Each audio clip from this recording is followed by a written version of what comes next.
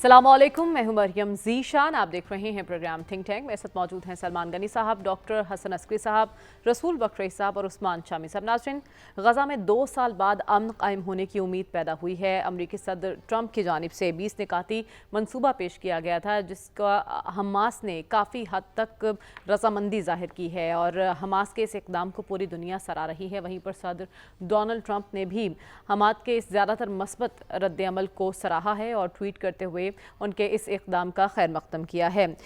जो 20 नुकाती मंसूबा पेश किया गया है सदर ट्रंप की जानिब से, उसमें गज़ा में जंगबंदी से लेकर दीगर मामलात हैं, जहाँ 72 घंटों में इसराइली कैदियों की रिहाई और हमास का गैर मुसल्लह होना भी शामिल है। इसके अलावा एक अबूरी इंतज़ामिया कायम करने की बात भी की जा रही है और इस पर हमास कुछ ऐसे नुकात हैं जिस पर वो कह रहा है कि हम मुज़ाकरात के लिए तैयार हैं, यानी इस पर बातचीत हो सकती है, मिल बैठ कर कोई हल निकाला जा सकता है, जिसमें उन्होंने ये भी कहा कि हमास इसराइली कब्ज़े के खात्मे से पहले गैर मुसल्लह नहीं होगी। तो ये जो मंसूबा पेश किया गया है और हमास की जानिब से इस पर किसी हद तक रजामंदी ज़ाहिर की गई है, किस हद तक बेहतरीन इक़दाम है और इस मुआहदे पर नेक नियति से अमल दरामद होगा या नहीं, क्योंकि ये कहा जा रहा है बहुत अरसे से कि नेतन्याहू नाकाबिल एतबार इंसान हैं और उन पर एतबार अब किया जा सकता है या नहीं, ये भी हम जानने की कोशिश करेंगे। सलमान साहब, अब ये समझा जाए कि गज़ा में अमन पैदा होगा और ये जो मुआहिदा पेश किया गया है ये देर पा होगा? देखिए, पहली बात तो ये है कि गज़ा को एक आलमी हैसियत मिली है पिछले चंद हफ्तों के दौरान, इसलिए कि मशरिक़ वुस्ता के मुकाबले में अहले मग़रिब ने एक बड़ी तहरीक पैदा की और दुनिया के अंदर ये बड़े इशू के तौर पे सामने आया और ख़ुद इसका प्रेशर अमेरिका के अंदर प्रेसिडेंट ट्रंप पे भी था और जो अपनी इंतखाबी कैंपेन में ये कहते आए थे कि उनके आने के बाद जंगों का खात्मा होगा। ये एक बहुत बड़ा चैलेंज था उनके सामने और मैं समझता हूँ एक बड़ी पेशरफ्त ये हुई है कि हमारे जो मुस्लिम ममालिक, इसमें पाकिस्तान का भी एक रोल था। पाकिस्तान के प्राइम मिनिस्टर ने गुज़िश्ता साल जनरल असम्बली में एक बड़ा मौसर और जामे खिताब किया था नेतन्याहू के सामने। और फिर देखिए, हमें ये क्रेडिट ज़रूर लेना चाहिए कि आप शंघाई काउंसिल्स हुई हैं, जितनी भी इलाकाई और आलमी काउंसिल्स हुई हैं, पाकिस्तान के प्राइम मिनिस्टर ने उसमें गज़ा को इशू ज़रूर बनाया है। तो लिहाजा एक तहरीक थी, आलमी सतह पे भी एक प्रेशर था और इसमें ये भी देखें कि सब ने लचक दिखाई है, सब एक एक कदम पीछे आए हैं और हमास ने ख़ास तौर पे मैं समझता हूँ आज आप देखें कि हमास ने जो एक पॉजिटिव जवाब दिया है उस पर आप दुनिया भर के, मैं हैरान था कि फ्रांस का, ऑस्ट्रेलिया का, कनाडा का सब ने उसको अप्रिशिएट किया है। लेकिन बात इसराइल पर आकर खत्म हो जाती है ना, वो क्या चाहता है, वो नेक नियति से अमल करेगा इस मुआहदे पर? आप इसी साल जनवरी के अंदर भी इसी तरह का मुआहदा हुआ था, हमास पीछे हटा था लेकिन नेतन्याहू नहीं हटा। लेकिन इसमें अब होगा क्या? देखिए, सबसे अहम बात तो ये है कि जंग बंदी, ताकि वो जो कत्लो गारत का सिलसिला अभी तक, जब आप और मैं यहाँ बैठे हैं कि गुज़िश्ता रात तक 82 फ़लस्तीनी फिर शहीद हुए हैं, तो ये सिलसिला फौरी तौर पे रोकना मकसूद था और फिर अमन अमल की तरफ पेशरफ थी। मैं समझता हूँ कि एक जेस्चर आया है कि जी अब वहाँ पर जो कत्लो गारत का बाजार गर्म कर रखा था इसराइल ने, इसराइल की अफवाज ने, उस पर एक खात्मे की तरफ पेशरफ्त होगी। लेकिन इसराइल का ज़िम्मेदार जो होगा प्रेसिडेंट ट्रंप होंगे। अच्छा। और जो हमास के ज़िम्मेदार होंगे वो किसी हद तक के मुस्लिम ममालिक होंगे और जो 3 दीगर ममालिक हैं, पाकिस्तान है, तुर्की है। अब ये है कि ये मामला क्या आगे की तरफ चल पाएगा, ये होगा मरलावार, ये हंगामी बुनियादों पे नहीं होगा। देखें, एक फौरी तौर पे मकसूद ये था कि वहाँ पर जो बमबारी का अमल है वो ख़त्म किया जाए। दूसरा, हमास ने कैदियों की रिहाई जो है वो तकरीबन 44 में से अब 20 कैदी हैं, वो उन्होंने उनके हैंड ओवर करने हैं। लेकिन हमास ने कहा कि हमने जब कैदी हैंड ओवर करने हैं उसके लिए भी एक माहौल बनना चाहिए। देखिए, माहौल कैसे बनेगा कि वो जंगबंदी होनी चाहिए। तो लिहाजा पहले मरले पे 2 चीज़ें हैं कि जब हमास कह रही है कि हम कैदियों की रिहाई करेंगे और इसराइल ने वो जो बमबारी का अमल है वो रोकना है। 72 घंटे में मुमकिन हो सकता है? मेरा नहीं ख्याल। देखिए, मैं असल चीज़ होती है कि इब्तिदा जो है, इब्तिदा शुरू हो गई है اور حماس کا جو جواب آیا ہے اس پہ میں سمجھتا ہوں آج پاکستان کے پرائم منسٹر نے، حکومت پاکستان نے، ہمارے سیکرٹری خارجہ نے جو ان کا بیان آیا ہے اس میں سب نے اپریشیٹ کیا. میں نے آپ کو بتایا کہ 8 ممالک کے پرائم منسٹرز کے بیانات چل رہے ہیں. اس کا مطلب دنیا ساری انوالو تھی. اور پریزیڈنٹ ٹرمپ کو ایک کریڈٹ ہمیں ضرور دینا چاہیے کہ انہوں نے بھی انیشیٹو لیا ہے. انہوں نے وہاں پر جنرل اسمبلی کے موقع پر مسلم ممالک کے لوگوں سے بات چیت کی ہے. اور یہ کیوں کیا ہے؟ دیکھیں آپ نے گزشتہ چند ہفتوں کے دوران مغرب کے اندر جو تحریک پیدا ہوئی ہے سب فلسطینی ریاست کو تسلیم کرتے نظر آئے اور وہ ممالک بھی تسلیم کرتے نظر آئے جو امریکہ کے اتحادی تھے. اب آیا تھا پریشر امریکہ کے اوپر اور امریکہ کے اوپر اور یہ بھی کہا جا رہا ہے کہ جب قطر پر حملہ کیا وہ اس کے بعد زیادہ دیکھیں ایک نئی صورتحال طاری ہوتی گئی ہے. پچھلے چند ہفتے جنوبی ایشیا کے حوالے سے، اس کے بعد مشرق وسطیٰ کے حوالے سے جنرل اسمبلی کا اجلاس، میں سمجھتا ہوں یہ ساری صورتحال نتیجہ خیز ہوئی ہے. اور سب سے اہم بات یہ ہے کہ میں پھر کریڈٹ دوں گا مغرب کو کہ مغرب نے انسانیت کی بنیاد پر اس کو ایک بڑا ایشو بنایا. مسلم ممالک نے ایک پازیٹیو رول ادا کیا اور یہ معاملہ پریزیڈنٹ ٹرمپ لے کے آگے بڑھے ہیں. بڑی ذمہ داری جو ہے اس لیے کہ وہ نوبل انعام کے امیدوار ہیں اور نوبل انعام کے لیے سب سے پہلے انہیں کس نے نامزد کیا؟ پاکستان نے. اچھا سلمان صاحب، ایک سوال جو بہت شدت کے ساتھ کیا جا رہا ہے اور ہر پاکستانی کے ذہن میں اس وقت یہ سوال گردش کر رہا ہے کہ کہیں اس معاہدے کے نتیجے میں پاکستان قبول کرنے تو نہیں جا رہا اسرائیل کو؟ دیکھیں یہ بات میں آپ کو بڑا کلیئر کر دوں کہ میرا نہیں خیال کہ پاکستان نہ ابراہیم معاہدے کا حصہ بنے گا نہ اسرائیل کا. اور یہ بات آپ کے جو وزیر خارجہ ہے وہ بھی کہہ چکے ہیں. اور حالات کا رخ آپ دیکھیں کیا ہے. اور اسرائیل کے آپ دیکھیں کہ اسرائیل نے کیا کیا اور اسرائیل کی پوزیشن کیا بنی ہے. کہ کیا ایک بات تو آپ مانیں کہ 7 اکتوبر 2023 کے بعد اس وقت ضرور تھا، میں پاکستان کا اس وقت بھی نام نہیں لیتا، اس وقت ایک ایسا تاثر ضرور بن رہا تھا کہ کچھ مسلم ممالک جو ہیں وہ اسرائیل تسلیم کرنے کے لیے جا رہے ہیں. اس سے پہلے آپ کو یاد ہوگا کہ میں نے ایک فقرہ کہتا تھا کہ 7 اکتوبر 2023 کے بعد وہ جو پروگرام تھا وہ پروگرام بڑھ گیا تھا. میرا نہیں خیال کہ پاکستان اسرائیل کو تسلیم کرے گا. اور اسرائیل کے حوالے سے کل آپ کے وزیر خارجہ کی سپیچ بڑی امپورٹنٹ ہے. سب سے اہم بات یہ ہے کہ قائد اعظم محمد علی جناح نے اسرائیل کے حوالے سے جو الفاظ استعمال کیے تھے وہ ہمارے لیے مشعل رہے ہیں. تو قائد اعظم کا کہا ہوا سب سے معتبر ہے. پاکستان کبھی بھی نہ اسرائیل کو تسلیم کرنے کا کوئی آپشن ہے نہ ہوگا. ٹھیک ہے ڈاکٹر صاحب، اس معاہدے کو اگر دیکھا جائے تو اس میں یہ بھی کہا گیا کہ حماس غیر مسلح ہوگی. کیا آپ کو یہ پاسبل دکھائی دے رہا ہے آنے والے دنوں میں؟ کیونکہ حماس تو کہہ رہا ہے جب تک اسرائیلی قبضہ ختم نہیں ہوگا غزہ سے تب تک ہم اس معاملے پر بات چیت کر سکتے ہیں، اس کے لیے تیار ہے، لیکن غیر مسلح نہیں ہوں گے. دیکھیں جو یہ 20 پوائنٹ کا جو کہ ایک بن رہا ہے فریم ورک، اس کو آپ میکینیکل انداز میں دیکھنے کی کوشش نہ کیجئے کہ یہ ہوگا اس کے بعد وہ ہوگا اس کے بعد یہ ہوگا اس کے بعد یہ ہوگا، بلکہ یہ چیزیں ساری فیزز کے اندر ہیں، سٹیپ بائی سٹیپ. اور اس میں پہلی جو سٹیج ہے وہ ہے انسانی زندگی کو بچانا، اور وہ ہے سیز فائر. اور سیز فائر کے بعد اس کے ساتھ جو اسرائیل کے قیدی ہیں یا جن کے ڈیتھ ہو چکی ہے ان کی ڈیڈ باڈیز ہیں وہ واپس ہوں گی. اس کے ریٹرن میں اسرائیل جو ہے فلسطینیوں کو رہا کرے گا. وہ کافی زیادہ تعداد کے اندر رہائی ہوگی. اور اچھا ڈاکٹر صاحب، ایسے تو پہلے بھی ہوا تھا جب یرغمالیوں کا تبادلہ کیا گیا تھا. یہ پہلے صرف پہلے نہیں ہوا، ہمیشہ ہوتا ہے کیونکہ جب اسرائیل رہا کرتا ہے وہ ہمیشہ اس کی تعداد زیادہ ہوتی ہے. لیکن پھر بات آگے نہیں بڑھ سکی تھی نا. ہاں وہ ٹھیک ہے، اس وقت کے حالات کچھ اور تھے. اس وقت جو ہے نا سچویشن میں پرابلمز تھیں. حماس کا رویہ بھی اس زمانے میں کافی اگریسو تھا. اب سوال یہ ہے کہ آپ کے پاس چوائس کیا ہے. دیکھیں نا، آپ ریجیکٹ کر دیجئے 20 یہ پوائنٹس کو، ہم نہیں پسند کرتے، ہم کیا کریں گے؟ آپ کیا چوائس ہے آپ کے پاس؟ پھینٹی کھائیں گے نا اسرائیل سے، کیونکہ کسی مسلمان ملک میں اتنی ہمت نہیں ہے، نہ اتنا جذبہ ہے اور نہ اتنا فیصلہ ہے کہ وہ مقابلہ کرے. کر ہی نہیں سکتے کیونکہ کمزور ہیں. لیکن ڈاکٹر صاحب، اس ساری سچویشن میں آپ کو کیا لگتا ہے کہ اسرائیل کو بھی کیا حاصل ہوا؟ وہ جو اپنے مقاصد حاصل کرنا چاہتا تھا غزہ پر قبضے کا، وہ بھی تو پورا نہیں ہو سکا نا. دیکھیں نا، یہی تو چیز ہائی لائٹ ہم نہیں کر رہے. ہم تو وہی کر رہے ہیں نا کہ جی فلسطینی اسٹیٹ کیا کب بنے گی، وہ اسٹیٹ کا پتہ نہیں کب بنے گی، ہمیں نہیں پتہ. دیکھیں جو ان کا جو اصل ایجنڈا تھا اسرائیل کا وہ یہ تھا کہ ہاں اس نے غزہ پہ قبضہ کرنا تھا، ایگزیکٹلی غزہ سے سارے فلسطینیوں کو نکالنا دینا تھا، تھا۔ اور یہ ختم ہو گئی یہ بات، یہ نہیں ہوگا۔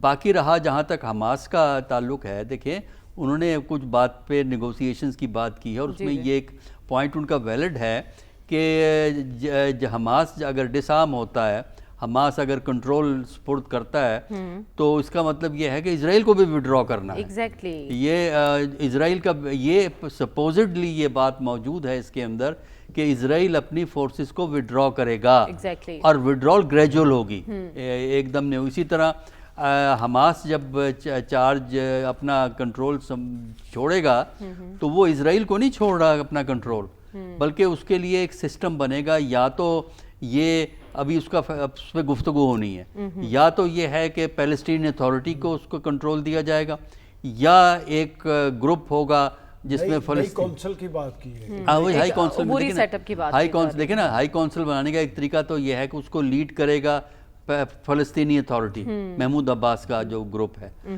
دوسرا اس کا طریقہ کار جو یہ ہے کہ ایسی ایک ہائی کونسل بنے گی جس میں فلسطینی ہوں گے، اور ان کی مدد کے لیے کچھ مسلمان ملکوں کی سپورٹ ان کو حاصل ہوگی، اور اس کے بعد اس کو وہ اتھارٹی دیں گے، اسرائیل کو وہ اتھارٹی نہیں دیں گے حماس والے۔ تو یہ چیزیں نیگوشیٹ ہوں گی۔ ہاں اس سے پہلے جو چیز ہونی ہے وہ ہیومینیٹیرین اسسٹنس کا وہاں پہنچنا ہے، ہسپتالوں میں ایکوپمنٹ کا پہنچنا ہے، ضروری سامان پہنچنا ہے، اور پھر یہ دیکھنا ہے کہ جو فلسطینی ہیں ان کی جو مشکلات ہیں ان کو کس طرح آپ دور کریں گے۔ باقی رہا سڑکیں ٹھیک کرنے کا عمل ہوگا، وہ وقت کے ساتھ چلتا رہے گا، اور اس کے بعد پھر کہیں بات آئے گی کہ آئندہ کیا ہوگا، کیونکہ جو فلسطینی ریاست ہے اس میں اور بڑے مسئلے ہیں۔ ڈاکٹر صاحب ابھی تک کی ڈیولپمنٹ میں آپ کو اس معاہدے کے نتیجے میں یا اس کے عمل درآمد ہونے میں کوئی رکاوٹ تو دکھائی نہیں دے رہی؟ نہیں، دیکھیں رکاوٹیں جو ہیں نا وہ جیسے عمل درآمد ہوگا اس وقت اٹھیں گی۔ وجہ پتہ کیا ہے؟ اسرائیل کے اندر بھی تو ایکسٹریمسٹ بیٹھے ہوئے ہیں، اب جو وہاں کی یہودی ایکسٹریمسٹ گروپس ہیں وہ تو کہتے ہیں آپ نے کمپرومائز کر لیا۔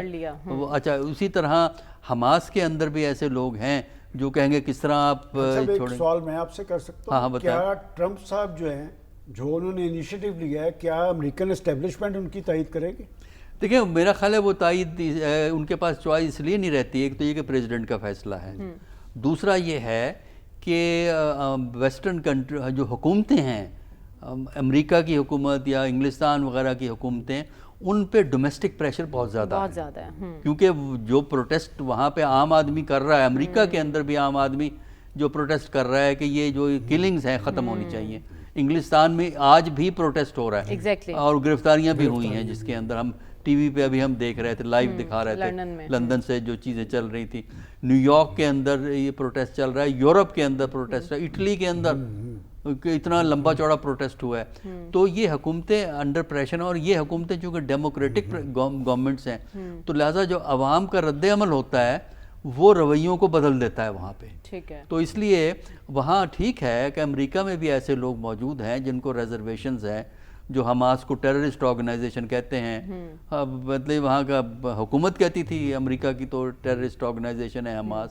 تو یہ چیزیں اپنی جگہ ہیں، یہ سوچ منفی سوچ وہاں موجود ہے، لیکن اب دیکھنا یہ ہے کہ کس طریقے سے آپ یہ کوشش کریں گے کہ منفی سوچ سائیڈ پہ رہے، اور جو مثبت سوچ والے ہیں وہ کم از کم اس پروسیس کا آغاز کرتے ہیں، تاکہ وہاں پیس اور ہیومینٹی پہ جو ظلم ہو رہا ہے، اسرائیل کر رہا ہے، اس ہیومینٹی پہ ظلم کو ہم ختم کر دیں۔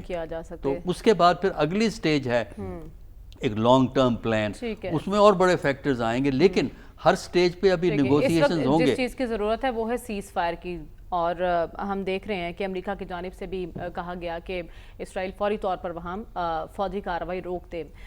رسول بخش رئیس صاحب، آپ کی نظر میں اس 20 نکاتی منصوبے کے تحت ہم یہ کہہ سکتے ہیں کہ اب غزہ میں امن کا خواب پورا ہوگا؟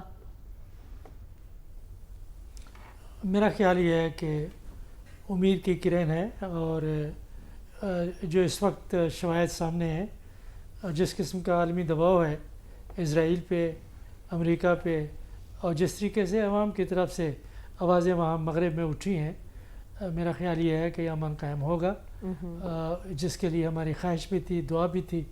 تو یہ بالکل اب امکانات میں سے ہے، اور یہ ہونا شروع ہو جائے گا. اس کی وجہ یہ ہے کہ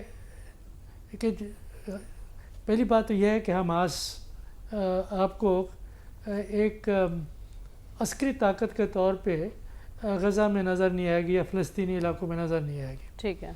اور یہ ایک بہت بڑی کامیابی ہے مغرب کے لیے بھی اور اسرائیل کے لیے بھی. اور میرا خیال یہ ہے کہ وہ ان کی قیادت کو کہیں پہ بیٹھ کے سوچنا ہوگا کہ کیا ان کی جو حکمت عملی رہی ہے فلسطینی اتھارٹی کے ساتھ بھی کنفرنٹیشن کی، اپنے لوگوں کے ساتھ بھی اور اسرائیل کے ساتھ بھی، کیا اس سے ان کو کیا فائدہ ہوا. لیکن یہ ہے کہ ان کا وجود ایک عسکری قیادت کے طور پہ یا عسکری تنظیم کے طور پہ مکمل طور پہ ختم ہوگا.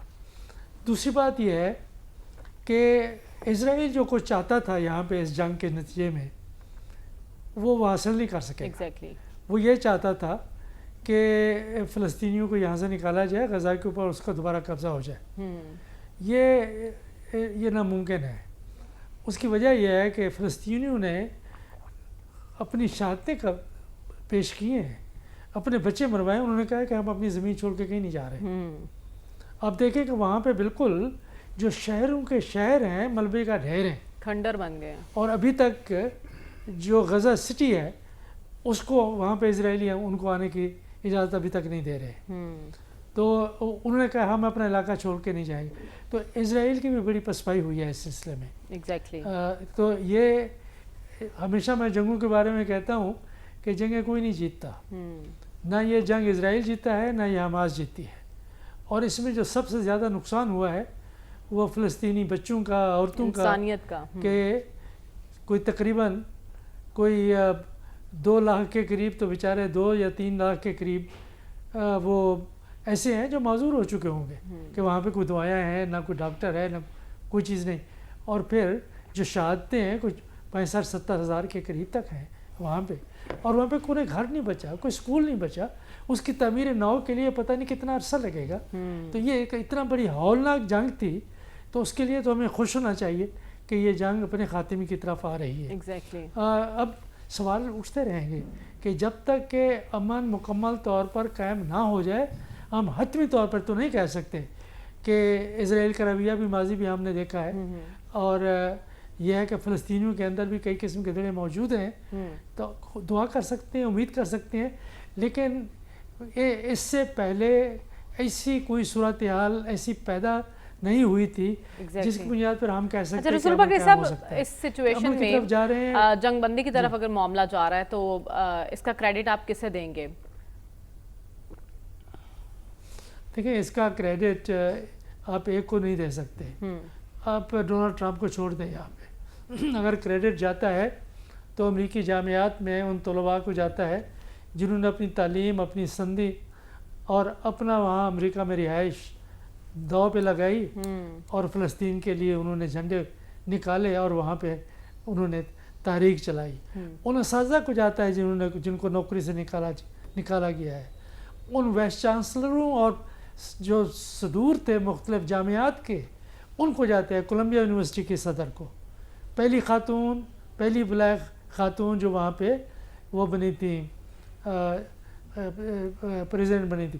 اس طرح ہارورڈ کی وہ بھی خاتون تھی، ان کو کریڈٹ جاتا ہے. اور جو برطانیہ میں، اٹلی میں، یورپین ممالک میں جو تحریک چلی ہے، کاش کہ ہم یہ کہہ سکتے کہ ہمارے نوجوان نے بھی یہاں پہ تحریک چلائی ہے. مکمل طور پہ انفارچونیٹلی ہمیں دیکھنا پڑے گا کہ خاموشی رہی ہے. اگر چلائی ہے کچھ تحریک تو جماعت اسلامی نے چلائی ہے اور باقی مذہبی جماعتوں نے. لیکن آپ کریڈٹ دے رہے ہیں مغرب میں عوامی سطح پر جو رد عمل سامنے آیا آپ اس کو کریڈٹ دے رہے ہیں کہ آج اگر معاملات جنگ بندی کی طرف جا رہے ہیں. عثمان شامی صاحب، آپ کی نظر میں ٹرمپ کے 20 نکات اور حماس کے اس پر مثبت پیش رفت غزہ میں جنگ بندی اور امن برقرار رہ پائے گا اس معاہدے کے نتیجے میں؟ اچھا، ابھی تو میرے خیال سے یہ مرحلہ تھوڑا دور ہے.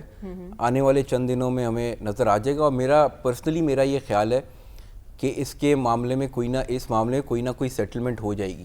کیونکہ اگر آپ سٹیک ہولڈرز دیکھیں نا جو انوالو ہیں، تو اتنے سارے ممالک جو مسلم امہ ہم بار بار کہتے ہیں، تو یہ 8 جو مسلم ممالک ہیں جس میں جو اس معاہدے میں جنہوں نے ویلکم کیا سب سے پہلے، تو یہ ترکی، اردن، سعودی عرب، انڈونیشیا، مصر، پاکستان، متحدہ عرب امارات، تو یہی مسلم امہ ہے نا. اس کے بعد کوئی اگر کوئی اور ملک ہے جس کے پاس کوئی ایسی فوج ہے یا کوئی سوچ بھی سکتا ہے کسی قسم کی یعنی کسی جنگ میں حصہ لینے کا یا کوئی ایسی چیز، تو کوئی اور ہے ہی نہیں، یہی مسلم امہ ہے.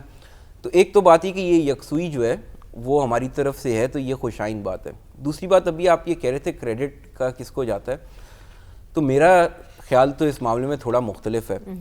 یعنی یہ بات ٹھیک ہے کہ وہاں پہ احتجاجی مظاہرے ہوئے ہیں، یورپ میں بھی ہوئے ہیں، امریکہ میں بھی ہوئے ہیں، اور پاکستان میں بھی ہوئے ہیں کسی نہ کسی حد تک جو ہے. اچھا، پاکستان میں اور دیگر جو مسلم کچھ ممالک جو اس خطے کے ہیں اور عرب دنیا میں تو بنتے تھے، لیکن پاکستان میں مظاہرہ کرنا کوئی اس کی منطق نہیں ہے نا. یعنی نہ کوئی ہم نے ایسا رول پلے کرنا ہے اس جنگ کے اندر، نہ کوئی یعنی ہمارے امیجیٹ وہ ساتھ بیٹھے ہوئے ہیں. جو مغربی ممالک ہیں وہاں پہ تو ان کی عوام ان سے کہہ رہی ہے نا حکومتوں سے، کیونکہ ان کو پتہ ہے وہ ایک رول پلے کر سکتے ہیں. تو البتہ پاکستان جو اس کے اندر میکسیمم کر سکتا تھا وہ پاکستان نے کیا ہے. آپ دیکھیں میں پہلے دن سے یہ بات کہتا تھا کہ فلسطین کا کچھ نہیں ہو سکتا جب تک امریکہ کا کوئی بندوبست نہ کیا جائے، کیونکہ جب بھی آپ کوئی سلوشن لے کے جاتے ہیں یونائٹڈ نیشنز میں تو وہ امریکہ اس کو ویٹو کر دیتا ہے. تو جو مسلمان ممالک ہیں بشمول پاکستان کے، یہ جو 8 ممالک ہیں، آپ دیکھیں ایک دن میں تو نہیں ہوا کہ آج وہاں پہ کوئی مظاہرہ ہوا اور ٹرمپ صاحب اس سے متاثر ہو کے انہوں نے یہ فیصلہ کر لیا. دوسری بات یہ کہ جو امریکہ کے اندر مظاہرے چل رہے ہیں امیگریشن کے ایشو پہ بھی بہت سارے لوگ ہیں جو ان کے نقطہ نظر سے جو ہے وہ ایگری نہیں کرتے. یہ لاس اینجلس میں انہوں نے کس طرح ڈیل کیا مظاہروں سے، وہاں فوج بھیج دی. تو اس کی جو آپ دیکھیں ٹرمپ صاحب جو وہ اپنے جو کاروباری مفادات ہیں اس کو سب سے اوپر رکھتے ہیں. تو یہ جو انہوں نے عرب ممالک کے ساتھ معاہدے کیے ہیں اور اربوں ڈالر ان سے کچھ لیے ہیں، لینے کے وعدے ہیں یا ان کو دینے کے وعدے ہیں عرب ممالک کی جانب سے، تو یہ جو قطر کے اوپر جو اٹیک ہوا یہ ایک طرح سے جو امریکہ کی پوری لیجٹمیسی ہے اس کو چیلنج کر دیا گیا. تو میرا خیال یہ کہ اس کے بعد جو ہے یہ سارے اسلامی ممالک ان کی لابنگ نے بڑا کلیدی کردار ادا کیا، کیونکہ انہوں نے ان کو بتایا کہ بھائی اس طرح تو ہم سروائیو نہیں کر سکتے اپنے ملک میں، یعنی ہماری حکومتیں قائم نہیں رہیں گی کہ اگر اس طرح اسرائیل جو ہے اس کا جب دل کرے وہ آ کے ہمیں چپت لگا کے چلا جائے. تو اس واقعے نے اور پھر مسلمان ممالک کی لابنگ نے میرے خیال میں بڑا اہم کردار ادا کیا، کیونکہ ان ممالک کے ساتھ ٹرمپ صاحب کا کاروباری مفاد اور امریکہ کی معیشت وابستہ ہے. اس لابنگ کو کام کرنے میں 2 سال لگ گئے شام صاحب. میں یہ کہہ رہا ہوں نا واقعات ہوتے ہیں نا، اگر یہ قطر والا واقعہ نہ ہوا ہوتا تو شاید ابھی بھی یہ نتیجہ نہ نکلتا اتنی جلدی جو ہے. تو اب دوسری بات یہ کہ جو پاکستان میں صورتحال ہے، میں یہ دیکھتا ہوں جو لوگوں کا ریئیکشن ہے اس کے اوپر، ہمارے بہت سارے دانشور ٹی وی پہ بیٹھ کے جذباتی گفتگو کر رہے ہوتے ہیں، غیرت دلا رہے ہوتے ہیں اور شعر و شاعری ہو رہی ہوتی ہے، جذباتی قسم کے شعر پڑھ رہے ہیں. سوشل میڈیا کے اوپر بڑے وہ سلو موشن ایڈٹ چل رہے ہیں مختلف شعروں کے اور جس میں غیرت دلائی جا رہی ہے قوم کو.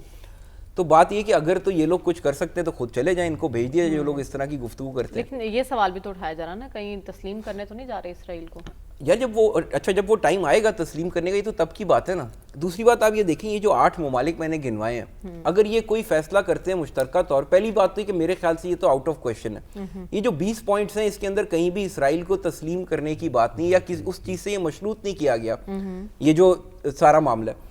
دوسری بات یہ کہ یہ اب مستقبل میں کیا ہونا ہے، تو یہ جو یہ 8 ممالک ہیں ان کی جو قیادت ہے ان کے ذمہ آپ دے دیں. ہم اتنی بد نظمی کا شکار ہے، ہمیں ایک تو ہر وقت شک رہتا ہے نیت پہ ایک دوسرے کی، ہم ایک دوسرے کے دلوں میں وسوسے ڈالتے ہیں. بھائی 8 ملک ہیں، ان ساروں کی قیادت ہے، وہ اکٹھی بیٹھی ہے، وہ اکٹھے فیصلہ کر رہے ہیں تو ان کو کرنے دیں. ان کو کوئی کام جو ابھی یہاں تک بھی تو وہ آپ کو لے کے آئی ہے نا، تو یہ اس سے قبل از وقت یہ شور مچا دینا کہ یہ جو امن معاہدہ ہے اس کے پیچھے دراصل اسرائیل کو تسلیم کیا جا رہا ہے، تو وہ ڈونلڈ ٹرمپ صاحب 21واں پوائنٹ یہ بھی لکھ دیتے کہ اسرائیل کو تسلیم کریں گے سارے جو ہے. تو جو چیز اس معاہدے میں نہیں لکھی ہوئی اس سے آگے ہٹ کے اور آگے ہم جا رہے ہیں، کیا سرائی کر رہے ہیں، اور ہم یہاں بیٹھ کے ٹھنڈے کمروں میں باتیں بناتے رہتے ہیں. کیا ہمارے ان باتیں بنانوں سے اور لوگوں کو غیرت کے شعر سنانے سے اگر تو فلسطین میں قتل و غارت رک جائے گی، وہاں پہ انہوں نے خون کی ندیاں بہا دی ہیں، اگر وہ خون بہنا رک جائے گا تو پھر بیٹھ کے یہاں پہ بے شک ٹی وی پہ شعر و شاعری ہم کرتے رہیں، سوشل میڈیا پہ بھی جو تماشا لگانے لگاتے رہیں، لیکن یہ کہ اس سے نہیں ہوگا. کیا یہ معاہدہ آئیڈیل ہے؟ یہ آئیڈیل نہیں ہے، لیکن موجودہ حالات میں کیا ہمارے لیے بیسٹ پاسبل آپشن ہے؟ وہ ہے. اس سے آپ کی فوری جنگ بندی ہو سکتی ہے, وہاں پہ قتل و غارت رک سکتی ہے, ایک لانگ ٹرم سلوشن نکل سکتا ہے, اور یہاں پہ جو ہے اسرائیلی فوج کا وہاں سے انخلا ہو سکتا ہے, جو مسلمان ممالک کی فورسز ہے وہ ٹھیک ہے. اس کو نقطۂ آغاز کہا جا سکتا ہے نا, آپ بیٹھیں گے بات کریں گے تو پھر بات آگے بڑھے گی اور بات حل ہوگی. یہ وہی لابی ہے جو 10 مئی سے پہلے جب پاکستان اور انڈیا کے درمیان جنگ ہو رہی تھی تو وہ اس وقت بھی مایوسی پیدا کر رہے تھے. ٹھیک ہے, لیکن ابھی جس کا آپ نے ذکر کیا ہم آگے یہی ڈسکس کرنے جا رہے ہیں. بھارتی آرمی چیف کی جانب سے ایک گیدڑ بھبکی سامنے آئی ہے. کیا ارادے ہیں انڈیا کے اور کیا اب وہ پھر کسی تیاری میں ہیں, یہ جاننے کی کوشش کریں گے اس بریک کے بعد. اسٹے ود اس.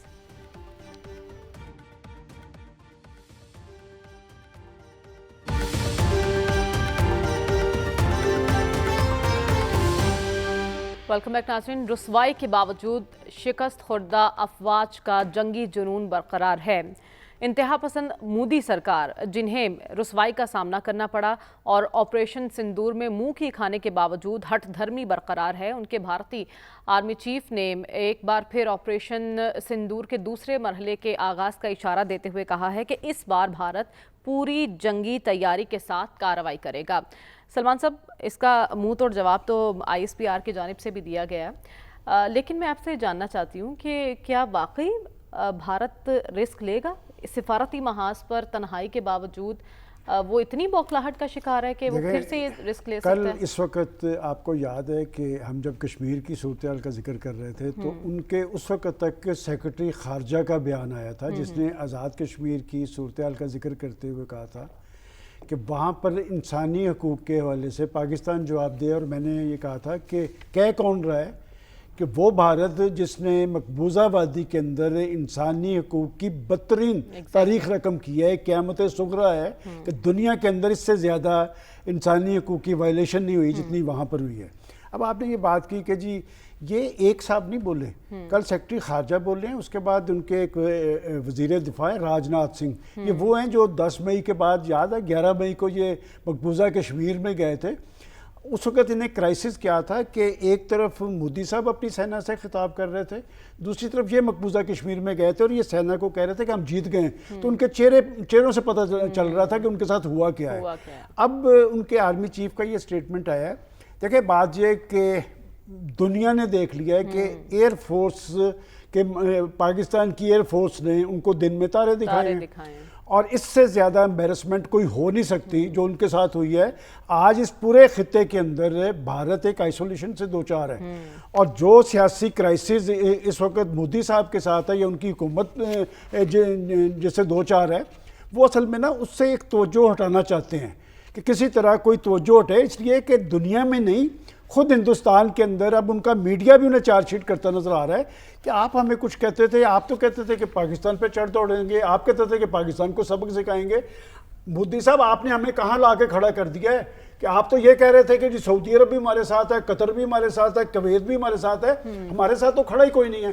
لہٰذا ایک خطرہ ضرور ہے, اس لیے کہ جب اس طرح کی صورتحال ہوتی ہے نا, ایک پریشانی ہے ان کی, ایک بد اعتمادی کی کیفیت ہے اس کا حکومت پہ. لہٰذا میں اسے خارج از امکان نہیں سمجھتا, لیکن کریں گے کیا؟ وہ کریں گے یہ نہیں, اب ایئر فورس والا محاذ تو ان کا ختم ہو گیا ہے, اب وہ کوئی میزائل ضرور داغنے کی کوشش کریں گے. اور وہ بھی مجھے یاد پڑتا ہے کہ بالا کوٹ کے مقام پہ انہوں نے ایک حرکت کی تھی, آپ کو یاد ہے, اور پاکستان کی ایئر فورس نے 24 گھنٹے کے اندر جواب دیا تھا. تو لہٰذا وہ ایک جس کیفیت نفسیاتی کیفیت سے دو چار ہیں اس پہ وہ توجہ ہٹانے کی کوشش کر رہے ہیں. باقی بات یہ کہ ایک دفعہ جب پھینٹی لگ جائے نا تو 100 دفعہ سوچ کے آپ دوبارہ حملہ کرتے ہیں. تو لہٰذا وہ جس کیفیت سے دو چار ہیں اس کیفیت سے نکلنے کی کوشش کر رہے ہیں, لیکن پاکستان کی طرف دیکھیں گے تو میرا خیال ہے کہ وہ میزائل ضرور داغ سکتے ہیں, لیکن وہ جو ان کے ساتھ 10 مئی کو ہوا ہے نا وہ تاریخ میں لکھا جائے گا. یہ پہلگام واقعہ تو پاکستان کو جیسے بالا کوٹ میں جو درخت گرا دیے تھے چند ایک, جی وہی, اور اس کے بعد اپنے دو جہاز اگلے دن جب انہی کی سرزمین پہ. ایک بات میں آپ کو بتا دوں, اس وقت جو مورال ہے نا, اس وقت 10 مئی کے بعد پاکستانی قوم اپنی فوج کے پیچھے کھڑی ہے, اور اگر اس نے حرکت کی تو پھر جنگ ادھر نہیں ہوگی, ان کی سرزمین پہ ہوگی. ٹھیک ہے ڈاکٹر صاحب, آپ کو کیا لگتا ہے کیا انڈیا ایک بار پھر کسی تیاری میں ہے اور کوئی مس ایڈونچر کر سکتا ہے؟ دیکھیں اب میرا خیال ہے کہ ٹھیک ہے, جواب تو دینا چاہیے, جو کہ ہمارے ہاں سرکاری حلقوں نے ہندوستان کے آرمی چیف اور دوسرے لوگوں کے بیانات کا جواب دیا ہے, جواب دینا ضروری ہوتا ہے. لیکن اس میں اتنا زیادہ پریشان ہونے کی ضرورت نہیں ہے. وجہ یہ ہے کہ آپ کو ہندوستان کی کیفیت کا اندازہ ہونا چاہیے کہ مئی میں کیا ہوا ان کے ساتھ، اور اس کے بعد وہاں جو بحث چل رہی ہے اس وقت ہندوستان میں، اس میں بنیادی طور پر ایک تو حلقے ہیں بی جے پی کے حلقے تو اسی قسم کی باتیں کر رہے ہیں، ہم دوبارہ جنگ کریں گے، ابھی ختم نہیں ہوئی، یہ تو ایک فیز تھی، دوبارہ ہونے والی ہے، کیا کریں وہ اس کا راستہ کیا ہے ان کے پاس اپنی امبیرسمنٹ کو ان کے پاس کوئی چھپانے سیاسی بیانیہ نہیں اس میں لیکن جو اس سے علاوہ ہیں جو نان بی جے پی ہیں وہ انڈین حکومت پہ تنقید کرتے ہیں کہ جس طرح انہوں نے وار کو مینیج کیا. دیکھیے وار کو کیونکہ انڈیا کا جو تصور تھا وہ یہ تھا کہ انڈیا کو نومیریکل سپیریورٹی اتنی زیادہ حاصل ہے کہ وہ پاکستان کا 1-2 دن میں 3 دن میں حشر کر دیں گے. پاکستان یہ سوچ ہی نہیں سکے گا کہ کیا اس کا جواب دے, تو کام سارا الٹ ہو گیا. تو اس سے وہاں سوال یہ پیدا, ایک تو یہ سوال پوچھ رہے ہیں جو بی جے پی کے باہر لوگ ہیں. اچھا دوسرا جو ہے انٹرنیشنل لیول پہ انڈیا کی جو سپورٹ سسٹم ہے وہ ٹوٹ گیا ہے. سب سے بڑا سپورٹ سسٹم جو ہے امریکہ ہے, اور یہ سب کچھ 10 مئی کے بعد ہوا نا, ایک سلسلہ 10 مئی کے بعد ہوا ہے. اس کی وجہ ہے نا 10 مئی کی وجہ سے ایک جو انڈیا نے ایک اپنا ہوا کریٹ کیا ہوا تھا کہ وہ ایک اتنی بڑی پاور ہے کہ ساؤتھ ایشیا اور اس کے بیونڈ اس کا ملٹری رول ہو سکتا ہے, وہ پرسیپشن ٹوٹا جس کا عرب ملکوں پہ زیادہ ایفیکٹ ہوا ہے. اور تیسری چیز جو ان کے لیے امبیرسمنٹ کی ہے کہ آئسولیشن میں اس لیے بھی ان کو اضافہ نظر آتا ہے کہ سعودی عربیہ سے جو آپ کا ڈیفنس پیکٹ ہوا ہے وہ بھی ایک بڑا فیکٹر ہے, کیونکہ مودی صاحب تو بڑے فخر سے بات کرتے تھے سعودی عربیہ کی. تو ایسی صورتحال میں اس قسم کے بیانات وہ دیں گے. اچھا, اور اس کا جواب دینا چاہیے. دوسری طرف یہ ہے کہ پاکستان سیکیورٹی سسٹم جو ہمارا ہے وہ ہائی الرٹ پہ ہے, اس لیے کہ جو آپ کا پورا سیکیورٹی نظام انڈیا کے خلاف ہے, اور اس کا ڈیٹرنس ہے کہ ایک ایسا خوف پیدا کیا جائے کہ پاکستان جو ہے رسپانس کرے گا جس سے انڈیا کو نقصان ہوگا. تو لہذا یہ فکر نہ کریں, آپ کے جو لوگ ذمہ دار ہیں سیکیورٹی کے وہ اپنی جگہ الرٹ رہیں گے, لیکن میرا نہیں خیال کہ ہندوستان کوئی ایسا میجر آپریشن جو کر سکے گا. جو میزائل کا مارنا ہے اس سے حاصل کیا ہوگا؟ میزائل کو مارنے سے پاکستان 10 میزائل مار دے گا اس کے جواب میں. اس کا یہ مطلب نہیں ہے کہ اگر وہ ایک فائر کریں گے تو یہ بیٹھے تماشا دیکھتے رہیں گے, جواب ان کو مل جائے گا فوری طور پر. تو میرا اپنا خیال یہ ہے کہ وہ ایسا کوئی بڑا فوجی آپریشن پاکستان کے خلاف نہیں ہوگا, کیونکہ اس وقت انٹرنیشنل لیول کی جو پولیٹکس ہے اور ان کے ہاں اپنے اندر جو کیفیت ہے وہ یہ جو ہے یہ نہیں ہے. لیکن یہ ہے کہ وہ بیانات اس لیے بھی دیں گے کہ بہار کا الیکشن آ رہا ہے, اور الیکشن میں بہار جو ہے دوسری بڑی سٹیٹ ہے وہاں کی اتر پردیش کے بعد, تو لہٰذا وہاں یہ دکھانا ضروری ہے کہ ہم مضبوط ہیں, ہم مستحکم ہیں, ہم جواب دے سکتے ہیں. اصل میں مئی میں تو ہم نے جواب نہیں دیا ان کو, ان کے 2 جہاز ہم نے گرا لیے. وہ پاکستانی جہاز گرانے کا خیال ان کو 1 مہینے کے بعد آیا, اس وقت نہیں پتہ لگ سکا مئی کے اندر. پھر وہی کہیں گے کہ نہ میری آنکھیں سرختی نہ میری دم کھڑی. اس وقت بڑی بے بسی کا عالم ہے بھارت میں, اور مودی سرکار ہے وہ بڑی بیچارگی سی کیفیت سے دوچار ہے. تو ایسے میں وہ صرف بیانات ہی دے سکتے ہیں, اور اگر بیانات تک کی بات ہے تو دیتے رہیں, خوش ہوتے رہیں, خوش فہمی کا شکار رہیں, اور اپنی عوام کو بھی بے وقوف بنا سکتے ہیں, جب تک تو بناتے رہیں. رسول بخش رئیس صاحب, آپ کی نظر میں کیا 10 مئی سے سبق سیکھنے کو تیار نہیں بھارت؟ دیکھیں یہ صرف 10 مئی نہیں ہے, بلکہ دنیا کی تاریخ سے سبق سیکھا جا سکتا ہے.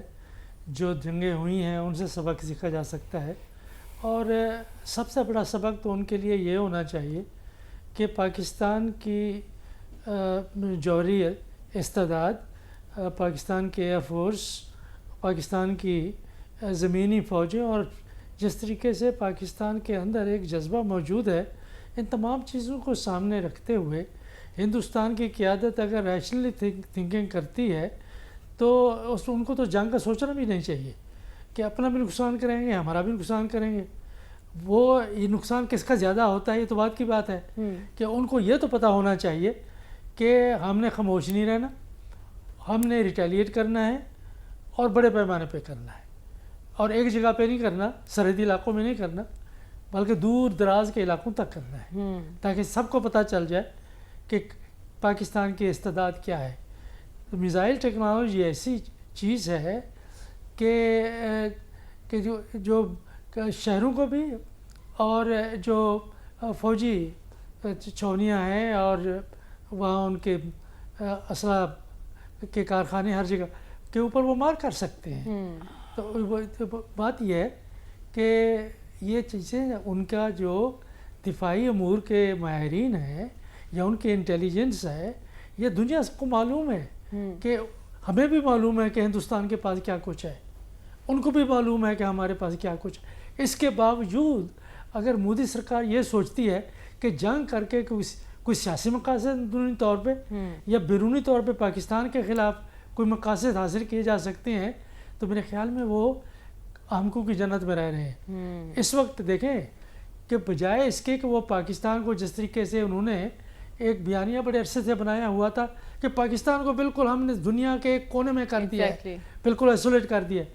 آپ نے دیکھا کہ یا دنیا پاکستان کی جو فتح تھی اس پر تالیاں بجا رہی تھی, یا پھر وہ خاموش تھے کہ یہ نہیں ہوا کہ وہ پاکستان کے خلاف اٹھ کھڑے ہوں اور ہندوستان کو کہیں کہ شاباش بہت اچھا کیا ہے آپ نے جنگ کی طرف پہلا قدم بڑھا کے. انہوں نے پہلا قدم بڑھایا, ہم نے پھر ان کا اس مؤثر طریقے سے 10 مئی کو اس کا جواب دیا. تو یہ آج پاکستان زیادہ میں سمجھتا ہوں کہ عالمی طور پر کنیکٹڈ ہے. ابھی دیکھیں جو غزہ میں ہم نے بات کی ہے کہ غزہ میں جو امن معاہدہ ہوا ہے اس میں پاکستان کا کردار ہے, اور میں یہ بھی مانتا ہوں کہ جہاں وہاں پہ تاریخیں چلی ہیں وہاں پہ آہستہ آہستہ آہستہ آہستہ بڑی مشکل سے کہ صدر ٹرمپ کو انہوں نے راضی کروایا ہے کہ ان کے مصائب, ان کے جو عزائم تھے وہ تو بہت خطرناک تھے فلسطینیوں کے حوالے سے. تو اس میں پاکستان کا ایک کردار ہے. امریکہ کے ساتھ تعلقات بہتر ہوئے ہیں. چین کے ساتھ ہمارا دوسرا جو سٹیج ہے, سیکنڈ سٹیج ہے سی پیک کی, وہ شروع ہو رہی ہے, اور سعودی عرب کے ساتھ ہمارا دفاعی معاہدہ. یہ تمام چیزوں کو ذہن میں رکھیں, اور اگر ہندوستان پھر بھی سوچتا ہے کہ وہ جنگ کر کے ہمیں شکست سے اور اپنے آپ کو فتح سے ہمکنار کر سکتا ہے تو ایسا نہیں ہوگا. اور میرا نہیں خیال ہے کہ وہ اس طرف قدم بڑھائیں گے.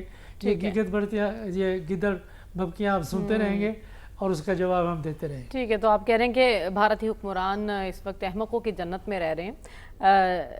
عثمان شامی صاحب, آپ کی نظر میں یہ جو دعوے اور دھمکیاں دی جا رہی ہیں وہاں کے حکمرانوں اور عسکری قیادت کی جانب سے, کیا واقعی بھارت نئی محاذرائی چاہتا ہے یا صرف یہ بیانات کی حد تک ہے؟ ان کے جو آرمی چیف ہیں انہوں نے 2 باتیں کہی ہیں. ایک تو انہوں نے کہا پتہ نہیں کہ 3-4 جہاز شاید ہمارے انہوں نے تباہ کیے تھے 10 مئی کو. دوسرا انہوں نے کہا کہ اب اگلا جب حملہ کریں گے تو پاکستان سوچے گا کہ دنیا کے نقشے پہ بھی رہنا ہے کہ نہیں. اچھا, تو آپ اس کو لائٹ لے رہی ہیں, یہ بہت سنجیدہ بات ہے, اور یہ بڑی جو ہے نا تشویشناک بات ہے دنیا کے لیے, پاکستان کے لیے, اور خصوصاً بھارت کے لیے بھی. اور وہ یہ کہ ایک جو ہے دنیا کی سب سے بڑی جمہوریت جس کی کوئی 1.25 ارب سے زیادہ آبادی ہے, 15 لاکھ کے قریب فوج ہے, اور اس کا جو آرمی چیف ہے وہ اپنا ذہنی توازن کھو بیٹھے, یعنی یہ کوئی معمولی بات نہیں ہے. تو ایک بات تو یہ. دوسرا یہ کہ آپ یہ دیکھیں کہ جب میری آپ کی کسی کی لڑائی ہوتی ہے تو ہر بندہ وہ تو یہ کہے گا کہ میں نے تو وہی بڑی کٹ لگائی اگلے کی, یا میں تو وہی وہ لگایا میں نے اس کو, وہ اٹھ ہی نہیں سکا. تو دیکھنے والے بتائیں گے نا کہ کیا نتیجہ نکلا ہے. تو آپ دیکھیں اس وقت ایسٹ ویسٹ مڈل ایسٹ یعنی عرب دنیا, مشرق مغرب, کسی کا اخبار اٹھا کے دیکھ لیں کوئی کہ پچھلے 4 مہینے میں جو ہے وہ مئی کی جنگ کے بارے میں پڑھ کے سنا رہے ہیں, لیکن بھارت سننے ٹھیک ہے نا. تو آپ دیکھیں یہ نہیں ہو سکتا کہ پوری دنیا کی انٹیلیجنس, پوری دنیا کی فوجیں, پوری دنیا کا میڈیا, پوری دنیا کے جو ہے وہ تمام ریسورسز وہ ایک نتیجے پہ پہنچے ہیں, اور بھارتی فوج اور ان کی حکومت جو ہے وہ دوسرے نتیجے پہ پہنچے. اپنی 1.5 انچ کی مسجد بنا, وہ 1.5 انچ کی مسجد انہوں نے بنائی ہے, اور وہ اس کو بار بار یعنی چینج بھی کرتے ہیں. کبھی وہ جہاز ہمارے 3 گر جاتے ہیں, کبھی 7 گر جاتے ہیں, کبھی کوئی اڈے تباہ کیے ہیں انہوں نے. تو ایک تو یہ کہ یہ ان کے یعنی آپ کو پتہ لگتا ہے ذہن پہ کہ کتنا اثر ہوا ہے. دوسرا آپ یہ دیکھیں نا اس جنگ کے نتیجے میں پاکستان کی تو دنیا بدل گئی ہے. کہاں ٹرمپ صاحب, کیا عرب ممالک, ہر کوئی جو ہے وہ جفی ڈال رہا ہے, ہمیں واہ واہ کر رہا ہے, ہمیں گلے ملا رہا ہے. تو جو انڈیا ہے اس کی مارکیٹنگ اپنی اس جنگ سے پہلے یہ تھی کہ میں چین کے برابر کی فوجی طاقت ہوں, تو وہ جو انہوں نے ہم سے مار کھائی تو پھر دنیا کو پتہ لگی کہ یار یہ تو بونے ہیں بالکل. اور جو پاکستان ہے اس کی روایتی جنگ کی جو کیپیبلٹی ہے وہ بہت سپیریئر ہے انڈیا کے مقابلے میں. اپنے ساتھ ساتھ انہوں نے فرانس کو بھی امبیرس کیا ہے, رافیل کی ٹھیک ہے نا, تو ہمیں یہ سارا ہم اس کا جو جنگ میں ہم نے جو کیا ہے ہم اس کا کمائی کھا رہے ہیں, اور انڈیا والے کہہ رہے ہیں کہ جنگ وہ جیت گیا, تو پھر دنیا ہمیں پروٹوکول کیوں دے رہی ہے؟ ایک بات یہ. دوسری بات یہ کہ یہ بات بالکل ٹھیک ہے, اور جس طرح سلمان غنی صاحب نے کہا وہ کوئی مس ایڈونچر پلان کر رہے ہیں, اور لیکن میں یہ بات بتا دوں انہیں نہیں پتا ہمارے پاس کیا ہے. اچھا, پچھلی مرتبہ بھی انہیں نہیں پتا تھا ہمارے پاس کیا ہے, کیونکہ وہ سمجھتے تھے PL-15 میزائل جو ہے اس کی رینج ہے 150 کلومیٹر. تو ایک چائنیز جرنلسٹ ہمیں تھوڑے دن پہلے یہاں ملے, تو انہوں نے کہا یار یہ انڈین میڈیا جو ہے اس نے ہماری جان کھائی ہوئی یہ کہہ کے کہ PL-15 تو لگ ہی نہیں سکتا کیونکہ اس کی تو رینج ہے 150 کلومیٹر, اوپر لکھی ہوئی ہے. کہتے بار بار وہ تصویر چلاتے ہیں کہ اس کے اوپر رینج لکھی ہوئی ہے 150 کلومیٹر. تو کہتے وہ یہ چائنیز صحافی جو ان کو میں کوٹ کر رہا ہوں, کہتے ان عقل کے اندھوں کو یہ نہیں پتا کہ یار ہم اوپر کیوں لکھیں گے کہ یعنی صحیح ایگزیکٹ رینج جو ہے, یعنی ہم نے کوئی اپنی چیز خفیہ بھی تو رکھی ہوئی ہے نا.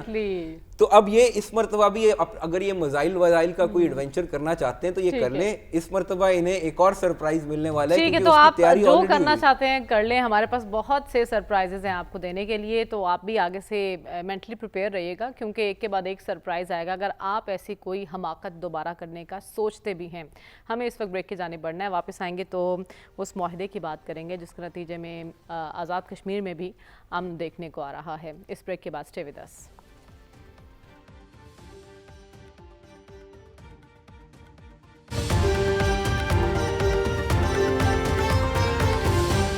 ویلکم بیک ناظرین. آزاد کشمیر میں حکومت اور عوامی ایکشن کمیٹی کے درمیان مذاکرات کامیاب ہو چکے ہیں. یہ معاہدہ کتنا دیر پا ہوگا, اس کا گارنٹر کون ہے, اس نتیجے تک یہ کمیٹی کیسے پہنچی ہے اور اس پر عمل درآمد کس انداز میں ہوگا, یہ وہ پوائنٹس ہیں جس پر ہم بات کرنے کی کوشش کریں گے. سلمان صاحب, سب سے پہلے تو مجھے بتائیے کہ اس معاہدے پر عمل درآمد اس کی اسپرٹ کے مطابق ہو سکے گا؟ دیکھیں, پچھلے 2-3 روز سے جو وہاں سے خبریں آ رہی تھی وہ اچھی نہیں تھی, لیکن میں سمجھتا ہوں کہ آپ جب مسائل کا سیاسی حل نکالنے کے لیے سیاسی طرز عمل کا مظاہرہ کرتے ہیں تو وہ نتیجہ خیز ہوتا ہے. آج اسی کشمیر میں کشمیر کی وادیوں پہ جیوے جیوے پاکستان کے نعرے لگ رہے ہیں, وہاں پر پاکستانی پرچم کشمیری لہرا رہے ہیں اور وہ ہم سے بڑھ کے پاکستانی ہیں. جہاں تک ان کے ایشوز کی بات ہے تو مجھے حیرانگی اس بات پہ ہے کہ وہاں پر اگر ان کے ہاسپٹلز کے اندر سی ٹی اسکین کی اور MRI کی مشینیں بھی نہیں ہیں تو وہ جو اربوں روپیہ وہاں پر کی حکومتوں کو ملتا تھا وہ کہاں جاتا تھا. اور یہ بات تو میں نے کل بھی کہی تھی کہ بات یہ کہ وہاں پر اشرافیہ نے جو لوٹ مار کی ہوئی تھی, یہ اس حوالے سے تو ان کا رد عمل درست تھا. اور یہ جو 15 دن کے بعد کمیٹی کی میٹنگز ہیں, میں سمجھتا ہوں یہ سلسلہ اسی طرح جاری رہنا چاہیے. اس میں ایک امپورٹنٹ نقطہ تھا جس پہ کہ جی وہ جو 12 سیٹیں کہتے تھے, مجھے ابھی تک اس کے بارے میں جو ایک متعلقہ وزیر تھے ابھی تک معطل رہیں گے جب تک اس میں انہوں نے کہا جی کہ ہم نے ایک کمیٹی بنا دی ہے. میرا خیال ہے یہ ایشو رہے گا, اس لیے کہ اس پہ کوئی مجھے ایسی پیش رفت نہ میں نے سنی ہے نہ نظر آ رہی ہے کہ یہ 12 سیٹوں والا ایشو جو تھا یہ ایک امپورٹنٹ ہے, اس لیے کہ یہ 12 لوگ کون ہوتے تھے اور کرتے کیا تھے. تو لہٰذا میں سمجھتا ہوں کہ مسائل کا سیاسی حل ہی دیر پہ ہے. مجھے تو آج بہت اچھی خبریں وہاں پر اور جو نعرے آئے ہیں کم از کم انڈیا کو میسج چلا گیا جو کل تک کوئی توقع لگا کے بیٹھے ہوئے. ٹھیک ہے ڈاکٹر صاحب, خبریں اچھی آ رہی ہیں وہاں سے, اور جو معاہدہ ہوا ہے اس میں جو بیسک جو مطالبات تھے ان کے تعلیم سے ریلیٹڈ, صحت سے ریلیٹڈ, اس پر پہلے کیوں نہیں فوکس کیا گیا؟ دیکھیں, اس لیے فوکس نہیں کیا گیا کہ ہماری پاکستان کی جو ہماری حکومت ہے اس کا انسانی فلاح بنیادی تصور نہیں ہے, اور ہیومن ریسورس ڈیولپمنٹ جس کو آپ کہتے ہیں اس پہ ہماری حکومتیں روایتی طور پہ بہت تھوڑا پیسہ خرچ کرتی ہیں. آپ یوں کریں نا, پچھلے 20 سال کے اکنامک سروے اٹھا کے دیکھ لیں تو آپ ذرا چیک تو کریں نا, اس میں ایجوکیشن پہ کتنا خرچ ہوتا ہے, ہیلتھ کیئر پہ کتنا خرچ ہوتا ہے, اور دوسرا جو انوائرمنٹل کا جس کا آج کل رونا بہت چل رہا ہوتا ہے اس پہ آپ ایکچولی کتنا خرچ کرتے ہیں انوائرمنٹل ڈیگریڈیشن کو ڈیل کرنے کے لیے. ٹھیک ہے, تو اس میں نہیں کرتے, تو لہٰذا اگر پاکستان میں نگلیکٹ ہے تو کشمیر بیچارے کو تو ویسے ہی نگلیکٹ ہو جاتا ہے. ٹھیک ہے, تو میرا خیال ہے اس میں کچھ انہوں نے وعدے کیے ہیں, اللہ کرے یہ وعدے حکومت پاکستان امپلیمنٹ کرے. ٹھیک ہے, اور اس کے لیے میرا خیال ہے کہ جو یہ کمیٹی بنی ہے ان میں ایک چھوٹی کمیٹی ہونی چاہیے, سب کمیٹی, جو یہ انشور کرے کہ کشمیر کے اندر جو وعدے کیے گئے ہیں مثلا ہیلتھ کیئر کے لیے، ایجوکیشن کہہ رہے کے ہیں ہر لیے، 15 روز بعد میٹنگ وہ اس کو ریویو کرتی رہے ٹھیک ہے، تو آپ کہہ تاکہ رہے ہیں امپلیمنٹ ہو. ٹھیک ہے. رسول بکر صاحب، آپ کو کیا لگتا ہے جو وعدے کیے گئے ہیں، کیونکہ وزراء تو آج بہت خوش تھے، بڑی پریس کانفرنس کی جا رہی تھی، بڑے اچھے موڈ میں تھے، تو وعدے وفا ہوں گے؟ اگر نہیں ہوں گے تو کشمیری وہاں پہ موجود ہیں، پھر اسی طریقے سے ہنگامے ہوں گے. کہ پہلی تو بات یہ سوچنے کی ہے کہ آخر ہم بار بار کیوں ایسے مواقع پیدا کرتے ہیں کہ جہاں پہ لوگ سڑکوں پہ آئیں، پولیس کے اوپر پتھر پھینکیں، پولیس لوگ لاٹھیاں مارے، گولیاں چلائے. 9 لوگ جو مجھے خبریں جو معلوم ہوئی ہیں، 9 لوگ بیچارے مارے گئے ہیں، 3 پولیس کے اور 6 لوگوں کے. کیوں ایسا ہوتا ہے؟ اب دیکھیں کہ 3-4 چیزیں ہیں، مطالبات ان کے وہ بالکل مناسب ہیں کہ اگر آپ ایک طرف سے آپ ساری دنیا کو بتانا چاہتے ہیں کہ یہ آزاد کشمیر ہے، اس کو آپ نے آزاد کیا ہوا ہے، تو اس کی اٹانومی کتنا ہے، خود مختاری کتنا ہے، پھر اس کو خود مختاری دینا. یہ جو 12 سیٹیں ہیں یہ تو مسئلہ خیز بات ہے. یہ تو آج سے 20 سال 30 سال 40 سال پہلے بات ختم ہو جانی اس پہ چاہیے. کیا فیصلہ ہو سکتا کہ ہے؟ بیٹھے لوگ ادھر ہیں اسلام کمیٹی آباد بنا میں. دی گئی ہے پاکستان میں، جو معاملہ کمیٹی میں جاتا ہے تو پھر وہ کمیٹی کی نظر ہی ہو جاتا ہے، تو اس پر کوئی پیش رفت ہوگی 12 سیٹوں پر؟ دیکھیں میں کچھ اور کمیٹیوں کی بات نہیں کرنا چاہتا، لیکن یہ ہے کہ ہوتا تو ایسا ہی ہے کمیٹیوں میں، لیکن ایسا ہونا نہیں چاہیے. ٹھیک ہے. اور دوسری بات دیکھیں کہ میرے خیال میں 53 یا 54 ممبر ہیں، اراکین ہیں اسمبلی کے، اور اس میں 35 منسٹر ہیں. بھئی کہیں کانسٹیٹیوشن میں لکھے ہیں، کہیں قانون میں لکھے ہیں، کابینہ کا سائز کیا ہونا چاہیے. حکومت میں ہونا چاہیے. یہ بات ہم کل بھی ڈسکس کر رہے تھے کہ جو مطالبات ان کی جانب سے آئے ہیں وہ تو درست ہیں، لیکن جو انداز ان کی طرف سے اپنایا گیا اور سیاست میں تشدد کا جو رجحان دیکھنے میں آ رہا ہے یہ غلط ہے. کیونکہ جو کمیٹی وزیر اعظم نے بھیجی، انہوں نے بھی عثمان شامی صاحب یہ کہا تھا کہ معاملات بیٹھ کے بات چیت سے حل ہو سکتے ہیں، اور ہم نے دیکھا کہ ایسے ہوا، مذاکراتی کمیٹی بیٹھی اور ان کے مطالبات مان لیے گئے ہیں. تو دوبارہ ایسا نہ ہو اس کے لیے کیا کرنا ہوگا؟ اچھا میں آپ کو تصویر کا دوسرا رخ بھی دکھاتا ہوں. یہ 12 تو چلیں پھر بھی کشمیری ہیں، تو ہمیں احتجاج تو ہمیں پاکستانیوں کو کرنا چاہیے. کشمیری نژاد پاکستانی جو ہیں یہاں وزیر اعظم، ڈپٹی وزیر اعظم، وزیر اعلیٰ، سارے عہدوں پہ تو یہ یہاں پہ بیٹھے ہوئے ہیں. پاکستانیوں کے پاس کیا، ہر چیز تو کشمیریوں کے پاس ہے. دوسری بات ایک چیز میں آپ کو اور بتاؤں، یہ جو بیچارے ہمارے کشمیری نوجوان ہیں ہمارے بھائی ہیں، لیکن ان کو تھوڑا سا مس گائیڈ بھی کیا جا رہا ہے. یہ آپ دیکھیں یہ گیم تھیوری ہے، یہ بھارتی جو ایجنسی ہیں وہ کر رہی ہیں اس وقت لٹرلی پلے بک جو ہے نا ہر ایجنسی کی. اور وہ جو وہاں پہ یونیورسٹی کالجز ہیں وہاں پہ اس طرح کہ یہ فنڈنگ سے باقاعدہ یہ کام ہو رہا ہے کہ محرومیوں کے اوپر زور دیا جائے. اب دیکھیں پاکستان نے قربانیاں بھی دی ہیں.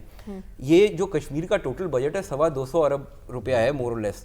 70% جو ہے وہ وفاقی حکومت دیتی ہے اس میں سے. وہ جو کہتے ہیں نا کہ یہاں پہ بجلی سستی ہونی چاہیے کہ یہاں پہ بنتی ہے، تو آپ دیکھیں نا یہ پیمنٹ بھی ان کو کی جاتی ہے وداؤٹ یہ گرانٹ کی صورت کے اندر. تو بات یہ ہے کہ اس طرف بھی ان کو توجہ دینی چاہیے کہ جو پاکستان ہے، پاکستانی قوم، میں آپ سب لوگ جو ہے وہ ہم، اور بالکل رائٹلی آج تک کسی اپوزیشن جماعت نے بھی نہیں کہا کہ کشمیر کی گرانٹ کٹ کی جائے. تو ہم لوگ سارے پاکستانی جو ہیں وہ روز قربانی دیتے ہیں جب ہم ٹیکس دیتے ہیں. ٹھیک ہے نا. دوسرا یہ کہ یہ ان کے اپنے فائنانس منسٹر کا کہنا ہے کہ وہاں پہ 5000 سے کم ٹیکس فائلر ہیں. تو تھوڑا سا یہ کہ وہ اپنے ریسورسز کو بھی تھوڑا بلڈ کر لیں. پھر ساتھ ہی صرف محرومیوں پہ نظر نہ رکھیں، جو ہماری ان کے لیے قربانیاں ان پہ بھی نظر لیں. ہمارے بھائی ہیں تو پیار محبت سے رہیں، اس طرح کے نعرے نہ لگائیں. اور ہم نے پہلے بھی بات کی ہے کہ ہمارا دشمن جو ہے ہر وقت تیار رہتا ہے کوئی نہ کوئی شرارت کرنے کے لیے، تو انہیں بھی ایسا موقع نہیں دینا چاہیے. پروگرام کا وقت ختم ہوا چاہتا ہے، ہمیں اجازت دیجیے. اللہ حافظ.